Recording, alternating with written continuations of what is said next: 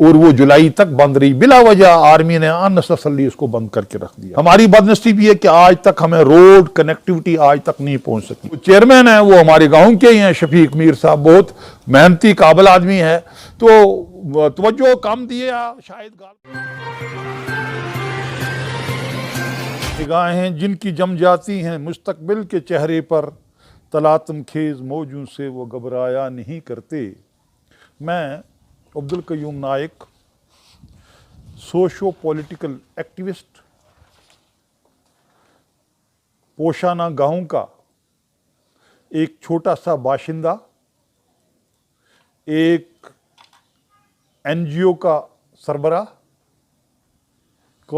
खिताई पीर पंचाल का कौशर मरकज, बहरोट राजौरी JNK का सदर हूँ। मुझे मेरा गाँव जहाँ मैंने नशोनुमा पाई है, जहाँ पला पोसा जवां हुआ हूँ, वो गाँव पोशाना है। पोशाना पुंछ की आखिरी सरहद है जहाँ से कश्मीर वैली, कश्मीर का सूबा जो है वो अलहदा होता है। तो पीर मर्ग के दामन में हमारा वो गांव है जहां पर 1947 से लेकर आज आज़ादी को 70 साल हो गए हैं, लेकिन हम आज भी वहां पर गुलामाना जहन, गुलामाना जिंदगी बसर कर रहे हैं।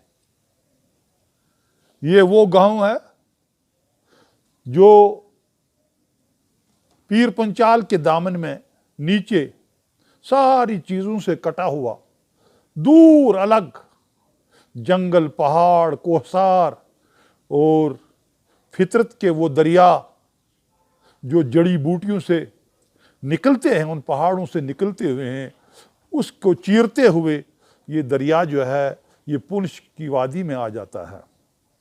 तो मुझे बड़ा अफसोस हुआ है, 70 साल की आज़ादी के बाद भी हमारा गांव, उसको एक रियायत भी, एक जर्रा किस्म की रियायत आज तक नहीं मिली। सबसे बड़ी बात जो है, उस गांव की पॉपुलेशन जो है वो 5000 के करीब है, 5000 से ज़ायद है। सिर्फ सर्दियों के 2 महीने में, जनवरी, फरवरी और दिसंबर के कुछ दिनों में वहाँ पर लोग हमारे जो हैं वो नहीं रहते हैं। बाकी 7 महीने के करीब वहाँ पर हमारी बस्ती जो है वहाँ होती है। लेकिन अफसोस है गवर्नमेंट की अदम तवज्जो की वजह से, गवर्नमेंट को ज़रूरत न पड़ने की वजह से वो गाँव जो है तमाम तरक्याती कामों से दूर पड़ा हुआ है। उसके अंदर न सड़क, न रास्ते, न पानी, न बिजली, न और कोई मुराद, तरक्याती जो मुराद होते हैं वो उसके अंदर आज तक नहीं मिले। हमारी बदनसीबी है।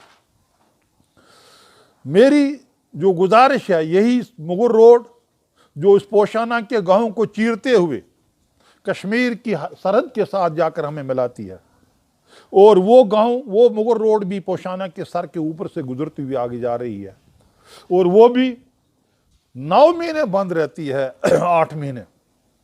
इस साल तो बिला वजह जुलाई तक बंद रही, जबकि वो मार्च और अप्रैल में खुलनी चाहिए थी, और वो जुलाई तक बंद रही। बिला वजह आर्मी ने अननेसेसरली उसको बंद करके रख दिया। खैर, मुझे जो कहना है, 2-3 चीज़ें जो हैं मुझे बहुत ज़्यादा ज़रूरी है।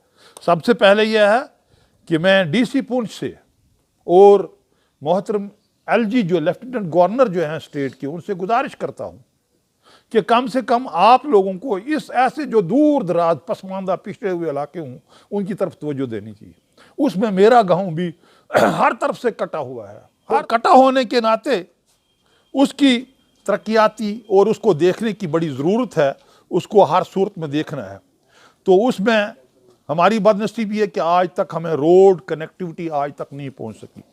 पिछले 20 साल से हमारा प्लान चल रहा है, टारगेट चल रहा है, प्रोग्राम चल रहा है, लेकिन 20 साल से हमारा गाँव जो है आज तक सड़क के ज़रिए से, सड़क कनेक्टिविटी से वो जुड़ नहीं सका। ये हमारी बदनसीबी। अगर आपको ये भी बताऊं कि उस गाँव के पढ़े लिखे, रियासत के माने हुए अदीब, शायर, कलमकार, राइटर, कमिश्नर, सेक्रेटरी बड़े बड़े ऊंचे ओहदों पर उस गांव से लोग गुजरे हैं, निकले हुए हैं, लेकिन बदनसीबी ये है कि सड़क जो है वहां तक आज तक नहीं पहुंच सकी। इसलिए मेरी सबसे अवलीन गुजारिश है, एलजी साहब से, लेफ्टिनेंट गवर्नर साहब से गुजारिश है कि हमें फिल फोर 2 महीने के अंदर, वो सड़क अब थोड़ी सी जा रही है तो मैं उसको फिल फोर गाँव के साथ कनेक्टिविटी की जाए, पहली गुजारिश मेरी है, ताकि वो इलाका जो है वो उससे फैजियाब हो सके, परेशानी से। एक तो पहली चीज़ यही है। और वही सड़क जो जा रही है इसको जाकर जहाँ पर आर्मी की पोस्ट है उसके साथ जाकर मुगल रोड के साथ इसको मिलाया जाए, ताकि पूरा गांव जो है वो उसके साथ जुड़ जाए, और इससे बहुत सी रियायत और बहुत सी परेशानियां जो हैं गांव की दूर हो जाएंगी। और दूसरी चीज़ जो है, मेरी सबसे बड़ी प्रॉब्लम जो है, पुशाना गांव में कोई पानी नहीं है, नेचुरल पानी तो बहुत कम है वहाँ पर।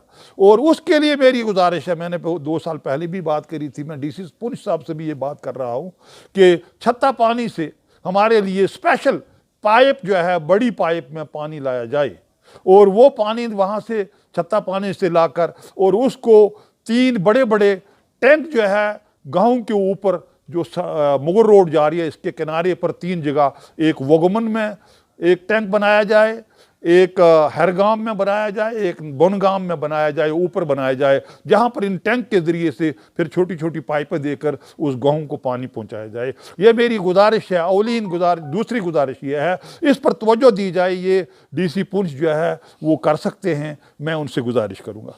तीसरा ये है कि अभी बहुत सी चीज़ें, बिजली जो है वो थोड़ी सी हमारे कुछ पहुँची है, कुछ घरों में बहुत सी जगह बकाया है। वो बिजली जो है, मैं गुजारिश करूँगा एडमिनिस्ट्रेशन पुलिस से और खुसूसी पर एक्सियन बिजली जो है उससे भी गुजारिश करूँगा कि वो वहाँ पर बिजली के जितना भी बंदोबस्त है, खंबे और ट्रांसफार्म जो है वो पहुँचाए जाए, ताकि वहाँ लोगों के रहने के लिए 6-7 महीने का गुजारा हो सके। इसी तरह बहुत सी स्कीमें मैं आजकल देखता हूँ, मुझे तो हमारी बदनसीबी है, हमारे बीडीसी ब्लॉक डेवलपमेंट जो चेयरमैन है वो हमारे गांव के ही हैं, शफीक मीर साहब, बहुत मेहनती काबिल आदमी है, तो तवज्जो कम दिए शायद गालबन।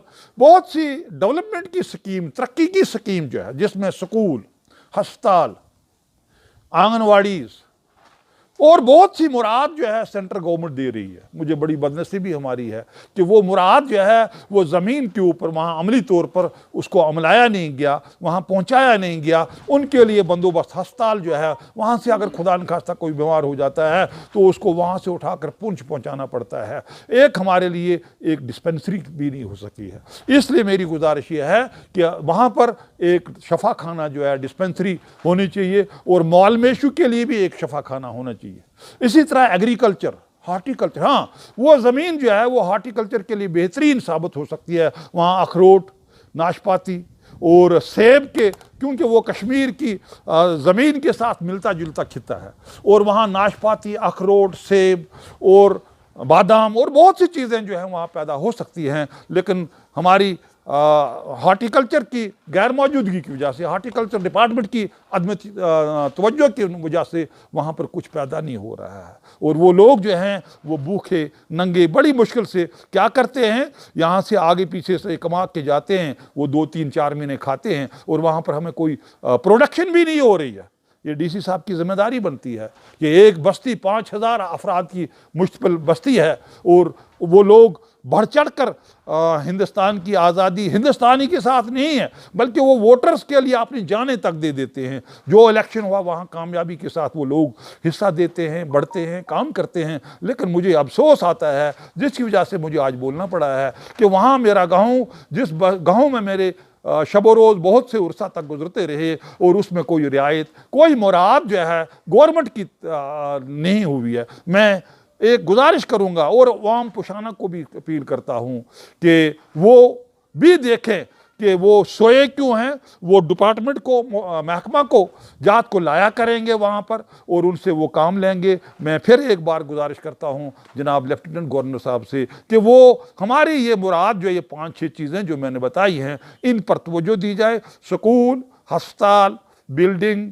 इमारतें, आंगनवाड़ी सेंटर और जो भी जितने ये बाकी चीज़ें हैं जो डेवलपमेंट के अंदर, एग्रीकल्चर, हार्टिकल्चर और सड़क कनेक्टिविटी है, वो सबसे बड़ी बात है। सड़क कनेक्टिविटी, पानी की जो परेशानी है जिसके लिए मैंने एक बताई है, ये स्कीम है, पानी और बिजली जो है ये पहुंचाई जाए ताकि वो जो 5,000 अवाम जो है वो आपका शुक्रिया कर सके। आजकल पंचायतों ने तो बड़ा इनकलाब आता है, लेकिन हम लोग पुंछ रजौरी का खित्ता जो है, यहाँ कोई इनकलाब हमें देखा नहीं अभी तक। लेकिन हमें चाहिए, एडमिनिस्ट्रेशन को चाहिए कि गाँव के अंदर काम किया जाए, जिस तरह वाकई स्कीमें आ रही हैं उसको ज़मीन पर लाया जाए। कागजों में जो डिपार्टमेंट वाले खा के 50% भी नहीं लगाते हैं, वो 20%, 30% भी नहीं लगाते हैं, तो उनको चाहिए कि कागजों में खाकर उसको बजाय कागजों में लगाने के उसको ज़मीन पर लगाया जाए। तो मैं एक बार फिर तमाम का शुक्रगुजार हूँ कि वो इन बातों की तरफ तवज्जो देंगे। शुक्रिया, वस्सलाम।